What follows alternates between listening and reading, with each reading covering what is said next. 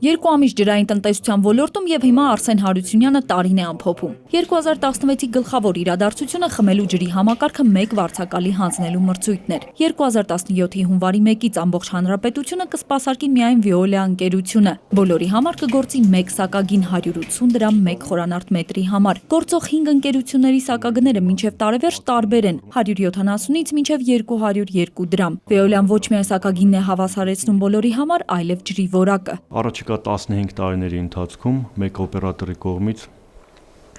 իրականացվելու է շուրջ 37.5 միլիարդ դրամի ներդրում։ Հիմնականում վերականգնելու է խմելու ջրի ցանցը, պայմանագրից որևէ շեղում կարող է ծանր նստել ընկերության վրա։ Պարտավորությունները չկատարելու դեպքում Veolia-ն կարող է տուգանվել մինչև 90 միլիարդ դրամ, ամբողջ պայմանագրի արժեքի չափով։ Արսեն Հարությունյանը նաև ռոռոկման ցանցի ձեռքբերումներն է առանձնացնում։ Վեդու ջրամբարի շինարարությունը կսկսվի 2017-ին։ 29 միլիոն խորանարդ մետր տարողությամբ շտեմարանը Արարատյան դաշտում կավելացնի ոռոգվող տարածքները եւ կխնայի էլեկտրաէներգիան։ Գործող 14 պոմպակայաններից 11-ը կանջատվեն եւ